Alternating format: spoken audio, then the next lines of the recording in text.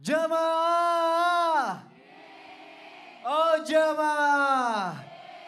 Alhamdulillah. Tepuk tangan lagi dong dengan semangat. Kita masih di Islam itu indah. Masya Allah, tabarakallah. Buat jamaah yang ada di rumah, tema kita masih sama nih. Pengen hidup dikejar rezeki, amalkan ini. Amalkan apa lagi ya sekarang ya? Tahan dulu. Kita lihat tayangannya dulu nih. Tetangga pelit. Coba disimak, ini dia tayangannya, silakan. Punten, Bu Ana. Bu, apa Bu Sita? Kenapa? Saya mau minta garam Bu, kebetulan saya lagi masak garamnya habis sedikit aja. Boleh, 2.000 ya. Loh, kok bayar? Kan saya minta Bu dikit aja bukan beli. Ibu minta itu ngurangin garam saya di rumah, makanya saya harus beli lagi. Sana minta 2.000 dulu. Ya Allah, yaudah deh nggak jadi aja Bu, saya beli aja di warung. Dih, apaan sih? Dasar tetangga pelit. Lah, dia yang pelit. Iya, yang pelit. Sebenarnya yang pelit yang mana? Yang pelit, yang minta duit dikasih dong. Bener gak? Iya. Ini konsep bertetangga, kadang-kadang suka kayak gitu, Betul. ada. Padahal kan ya kalau misalkan bersilaturahmi dengan baik sama tetangga, bawa rezeki ya Bib ya. Betul. Emang benar Bib? Kita bahas. Silakan Habib Muhammad. Baik. Ithnani la yandurullahu yaumal qiyamah jarusu wa qati'ur rahmi. Ada dua hal yang tidak akan dipandang oleh Allah Subhanahu wa taala nanti yaumul qiyamah. Allah tidak lihat dia, Allah tidak rahmati dia, Allah Subhanahu wa taala tidak sayangi dia. Ada dua hal. Pertama, orang yang selalu memutuskan silaturahmi. Tadi kan sama tetangga kita silaturahmi. Orang yang memutuskan silaturahmi kepada siapapun, kerabatnya, keluarganya, orang yang terdekat, kepada teman-teman dan juga kepada tetangga. Ini tidak akan dipandang oleh Allah Subhanahu wa taala yaumul qiyamah. Kemudian siapa lagi? Mereka tidak dipandang oleh Allah Subhanahu wa taala yaumul qiyamah jarusu, tetangga yang berbuat buruk kepada tetangganya. Kepada semua tetangga, kita boleh nanam pohon, boleh kita nanam pohon. Ketika pohon sudah kelebihan sampai ke jalan, sampai bisa kena mobil orang, ditegur dia yang galak. Negornya, kan saya nggak punya mobil. Nah ini namanya tetangga yang buruk. Kan saya nggak punya mobil, biarin saja. Itu yang salah. Artinya itu tetangga yang berbuat buruk kepada tetangganya. Pengalaman. Pengalaman Habib ternyata. Artinya sudah kita punya pohon kita yang berlebihan. Itu kita harus perhatikan. Daun-daunnya tuh ke rumah tetangga kita. Itu harus kita perhatikan. Kita merusak hati orang dan memutuskan silaturahmi, menyebabkan orang itu kesal, maka dia tidak dipandang oleh Allah Subhanahu wa taala yaumul qiyamah.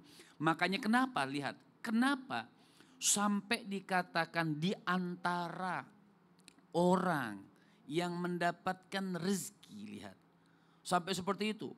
Di antara orang yang rezekinya diluaskan oleh Allah Subhanahu wa taala, dia yang bisa terus menjaga, menyambung silaturahmi kepada tetangganya. Berbuat baik kepada tetangganya. Melakukan hal-hal yang bagus sama tetangganya. Sampai Rasul itu mengajarkan Nabi itu. Waktu Sayyidatuna Aisyah ini sirah yang sering kita dengar, cerita yang sering kita dengar. Sampai Nabi itu kalau kita masak itu, apalagi goreng ikan asin ibu. Goreng ikan asin itu sampai kemana-mana baunya. Tetangga cuman baunya doang dapat. Sampai Nabi itu menganjurkan diperbanyak kuahnya, walaupun dagingnya kita masih diperbanyak kuahnya bagi tetangga. Sampai seperti itu Nabi mengajarkan untuk menjaga silaturahmi antara tetangga.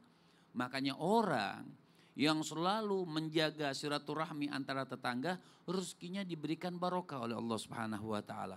Rezekinya ditambah oleh Allah Subhanahu wa taala. Hidupnya enak. Kenapa? Satu, enggak ada ribut, enggak ada permusuhan. Tetangga sampai ngeliat tetangga itu enggak julid, dia kesel. daun-daunnya pada tumpah ke rumah dia itu kan dia kesel. Nah dengan sebab orang kesel ditakutkan rezekinya juga Allah bikin kesel. Ya, rezekinya juga ditahan kenapa? Bikin jengkel orang. Jadi kita hidup berbuat baik, tadi sudah sampaikan berbuat baik bisa menimbulkan rezeki, juga termasuk yang memperlancar rezeki adalah berbuat baik kepada tetangga. Udah berbuat baik tetangganya tetap nggak baik? Ya udah rezeki dia seret, rezeki kita lancar. Masya Allah, berarti dimulai dari diri kita aja ya? Dimulai, kita nggak usah menuntut dia untuk baik sama kita, tapi minimal kita mengajak untuk baik. Terima kasih Habib Muhammad, Baik. boleh tepuk tangannya dong, Masya Allah, tabarakallah. Kita lanjut lagi ya, aku kasih lagi kesempatan buat bertanya ya. Yuk kita masuk lagi ke segmen Tanya Dong Ustadz. Kami semua tanya dong Ustadz. Giliran siapa yang mau nanya, boleh angkat tangannya. Sini lagi ya. Bapak deh, Bapak kan belum dari tadi. Udah berdiri aja, saya belum suruh berdiri. Ya udah sini Pak, sini temenin saya. Assalamualaikum gitu Pak. Assalamualaikum warahmatullahi wabarakatuh. Waalaikumsalam warahmatullahi wabarakatuh. Saya Edi Hermanto, pembina pengajian Ibu-Ibu Norokobi dari Palembang. Tepuk tangannya dong. Tanya dong Ustadz. Iya. Saya mau tanya ke Ustadz Sam. Ustadz Syam. Boleh, Siap. Ustadz, silakan Ustadz. Silahkan. Apakah benar kalau kita banyak beristighfar dan berusaha untuk bertobat atas dosa kita bisa menjadi ikhtiar mendatangkan rezeki? Apakah benar ya Ustadz? Masya Allah. Terima kasih. Wassalamualaikum warahmatullahi wabarakatuh. Waalaikumsalam warahmatullahi wabarakatuh. Terima kasih Pak, Kayaknya Masya mungkin Allah. tadi bapaknya kekerasan megang mic-nya takut hilang kan gini. Iya. Jadi mungkin tadi agak begitu dikit ngomongnya. Kenapa? Tegas. Oh iya dong, Iya, harus gitu. beda sama ibu-ibu, Harus kan beda. pembinanya. Oh iya benar pembina. Bapak pembina terima kasih. Silakan duduk Pak, saya minta mic-nya ya. Terima Apa? kasih Pak. Siapa pelatihnya? Siapa? Siapa? Ya Bapak juga. Oh iya. Terima kasih Pak, dijawab sama Ustadz Syam ya. Kami Silakan, guruku Ustadz Syam. Maulana Habib Muhammad, Mas Soni serta guru-guru kami dimuliakan Allah Subhanahu wa taala, yakni istighfar melancarkan rezeki terdapat dalam Al-Qur'an surah Nuh ayat 10 sampai dengan 12. A'udzu billahi minasy syaithanir rajim. Allah. فقلت استغفروا ربكم إنه كان غفارا يرسل السماء عليكم مدرارا ويمددكم بأموال وبنين ويجعل لكم جنات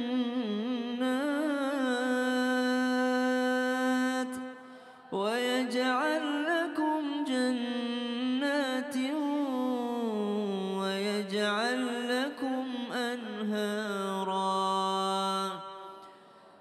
Imam Hasan Al-Basri dalam sebuah kisah didatangi oleh beberapa orang. Wahai Imam, saya mengeluhkan seretnya rezeki, saya jualan di toko saya kurang laku. Apa doanya? Kata Imam Hasan Al-Basri, banyak-banyak istighfar. Datang orang kedua, wahai Imam, saya sudah lama berumah tangga tapi saya belum dikaruniai anak. Apa amalannya? Kata Imam Hasan Al-Basri, banyak-banyak istighfar. Datang orang ketiga, wahai Imam, saya berkebun tapi kebun saya gagal panen. Apa doanya? Banyak-banyak istighfar. Kemudian mereka bertiga ketemu. Apa doa dari Imam Hasan Al-Basri? Istighfar. Loh, kok sama? Masalah kita beda-beda. Kok bisa doanya sama istighfar? Ayo kita datang kembali kepada Imam. Subhanallah, kenapa jawabannya sama? Maka mereka pun bertanya kepada Imam Hasan Al-Basri, wahai Imam, kenapa masalah kami beda-beda, doanya sama, istighfar semua, tidak adakah doa yang berbeda di antara kami? Maka kata Imam Hasan Al-Basri, itu bukan jawaban dari saya, tapi itu jawaban dari Allah. Kata Allah, faqultu astaghfiru rabbakum innahu kana ghaffara. Istighfarlah karena Allah itu itu Maha Pengampun.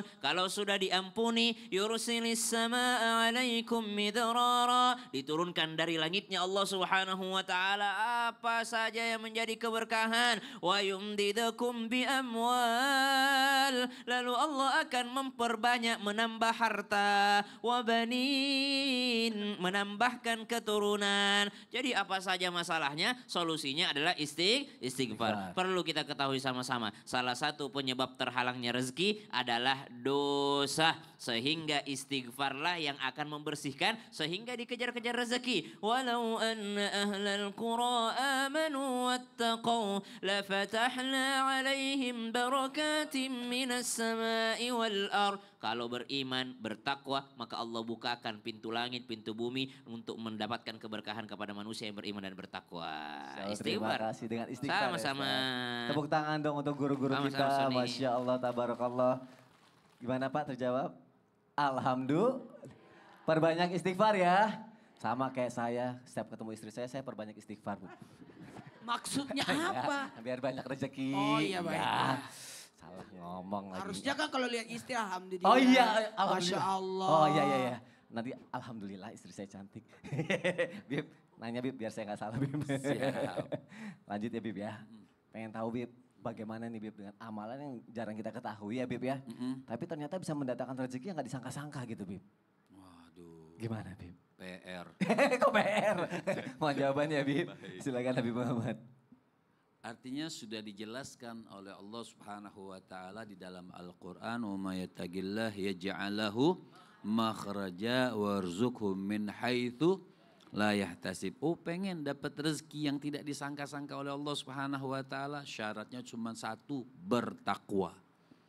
Kita pengen, makanya ada kalimat yang mengatakan U'budullah, sembahlah engkau kepada Allah Subhanahu wa taala biqadri hajatikum ilaih. Sembahlah engkau, ini Syaqiq Al-Balkhi. Beliau mengatakan sembahlah engkau, artinya bertakwa. Bertakwalah, sembahlah ibadah engkau kepada Allah Subhanahu wa taala biqadri hajatikum ilaih, dengan sebanyak engkau punya hajat. Saya tanya sama ibu-ibu. Kita ini punya hajat, kebutuhan kepada Allah ini banyak atau sedikit? Banyak atau sedikit? Kita, hajat kita kepada Allah banyak atau sedikit? Banyak. Berarti kalau kita hajat banyak kepada Allah, nyembahnya lebih banyak. Maka sembah kepada Allah biqadri hajatikum. Oh, hajat saya sedikit, berarti nyembahnya sedikit. Jarang orang punya hajat tuh. Kita, oh saya cuma satu doang hajat saya kepada Allah, syurga. Saya tanya, hajat syurga itu besar atau tidak? Besar.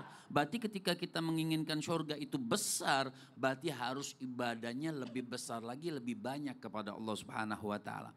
Maka subhanallah, pengajaran yang Allah Subhanahu wa taala berikan kepada makhluknya, kepada hamba, wa may yattaqillah.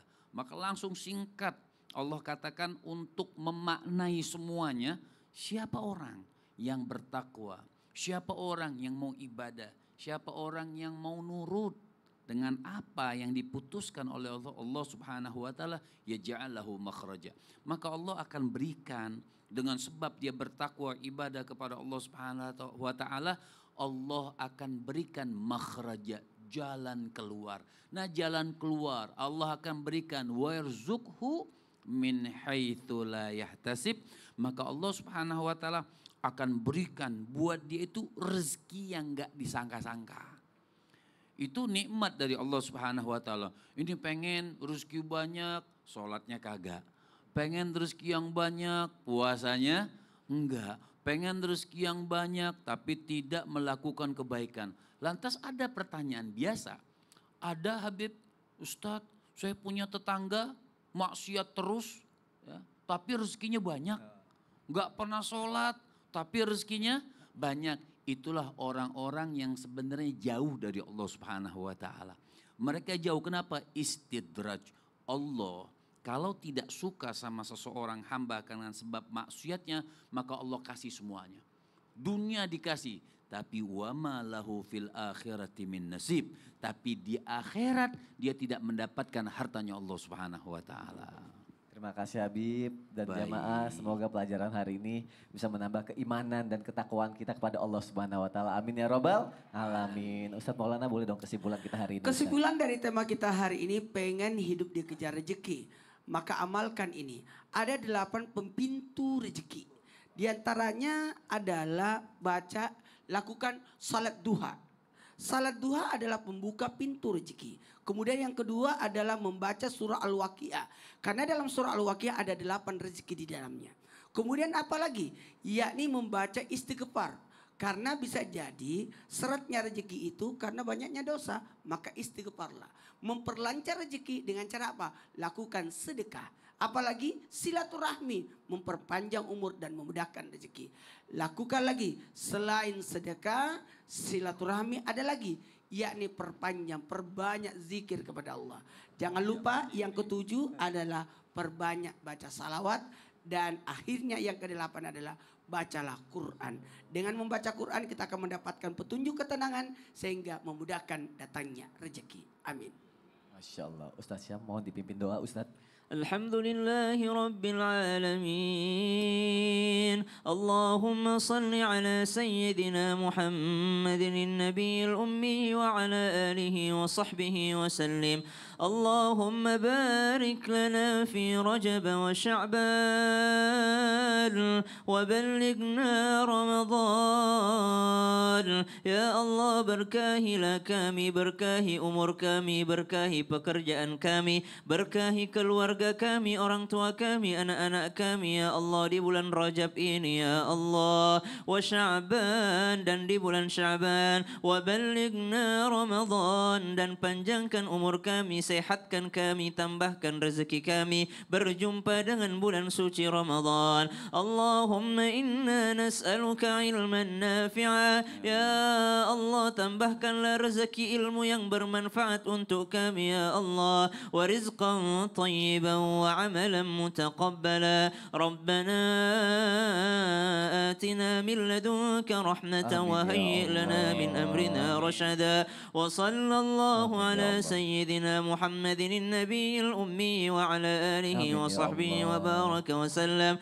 Walhamdulillahi rabbil alamin. Amin ya robbal alamin. Terima kasih guru-guruku, terima kasih jamaah. Insya Allah besok kita ketemu lagi ya. Wassalamualaikum warahmatullahi wabarakatuh. Waalaikumsalam warahmatullahi wabarakatuh. Allahumma salli Allah Sayyidi